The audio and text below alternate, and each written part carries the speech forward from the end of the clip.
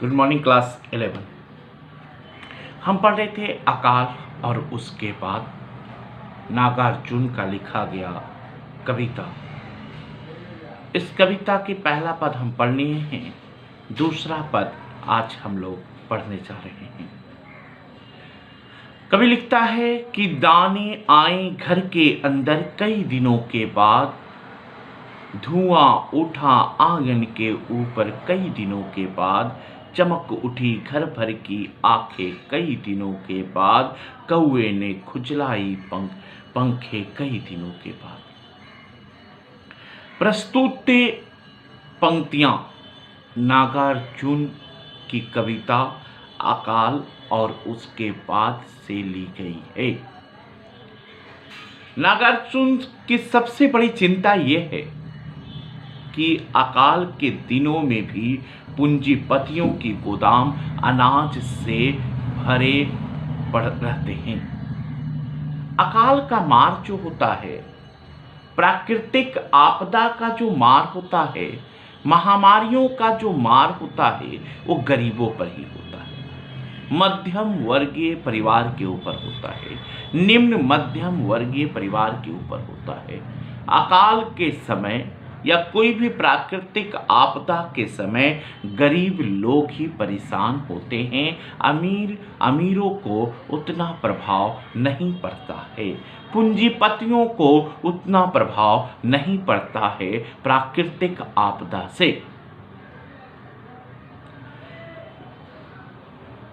कवि का चिंता का विषय यह है कि अकाल के आने पर भी पूंजीपतियों की गोदाम अनाजों से भरे रहते हैं, लेकिन समान जनता अनाज की एक दाना के लिए तड़पते रहते हैं। घर में अनाज के दाने आते ही जनता कैसे खुश होता है, कैसे प्रसन्न होता है।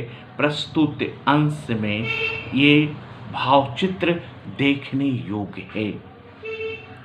अन्न के आने पर घर का उत्सव का क्या माहौल हो जाता है। कवि लिखता है कि चमक उठी घर भर की आंखें कई दिनों के बाद, कौए ने खुजलाई पंखे कई दिनों के बाद। अकाल एक प्राकृतिक आपदा है। आपदा कोई भी हो, अकाल हो, भूकंप हो, बाढ़ हो, मानवीय संवेदना को विचलित करती है। पूंजीवादी व्यवस्था के अन्न का अभाव उत्पन्न कर दिया जाता है। गरीब जनता के पास इतनी पूंजी नहीं होती है कि वह आवश्यक सुविधाओं को खरीद सके, क्योंकि अकाल के समय महंगाई 2-4 गुना ज़्यादा बढ़ जाता है। गरीब जनता के पास उतना पैसा नहीं होता है कि वह आवश्यक वस्तुओं को खरीद सके। अकाल के समय, प्राकृतिक आपदा के समय गरीबों की भूख से मौत ज़्यादा होती है। कई दिनों के बाद के प्रयोग उल्लासमयता से जो वातावरण प्रस्तुत किया गया है वो अत्यंत प्रभावशाली है। यद्यपि कविता दुखांत नहीं है, लेकिन यह हमारे सामने एक प्रश्न छोड़ जाती है कि भारतीय निम्न मध्यम वर्गीय जीवन का लक्ष्य एक आवेग यहीं तक सीमित है। भारत की इस विशाल आबादी की प्रसन्नता की क्या यही परिभाषा है? क्या उसके सूने जीवन में खुशियों का सौगात लेकर केवल अन्न ही आ सकता है? हमारे जीवन में एक प्रश्न छोड़ देता है।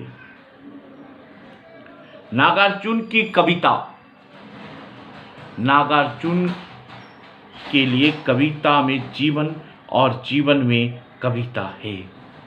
काव्यगत सौंदर्य से लिखिएगा तो लिखिएगा कि नागार्जुन के लिए कविता में जीवन और जीवन में कविता है। कई दिनों के बाद के प्रयोग से उल्लास से मयता से जो वातावरण प्रस्तुत किया गया है, प्रसन्नता का वातावरण जो प्रस्तुत किया गया है, खुशी का जो वातावरण प्रस्तुत किया गया है, वो अत्यंत प्रभावशाली है। कई दिनों के बाद जब अनाज आता है, गरीबों के घर में अकाल के बाद की स्थिति है, जब अनाज आता है तो उनका हृदय चमक उठाता है, उनके हृदय खिल जाते हैं। नागार्जुन की चिंता का विषय मानवीय सहानुभूति की अनुपस्थिति है। अकाल और उसके बाद में ऐसे चुभते हुए प्रश्न संबंधित पात्र अनुपस्थित होकर भी उपस्थित है। शैली वर्णात्मक और भाषा सहज बोलचाल है, अलंकार मानवीयकरण है। तो मैंने अकाल और उसके बाद का दोनों पद जो है मैंने उसे बता दिया है, पढ़ा दिया है। अब इस कविता में जो क्वेश्चन है उसको आपको करना है। अकाल और उसके बाद का सारांश आपको पढ़ना है।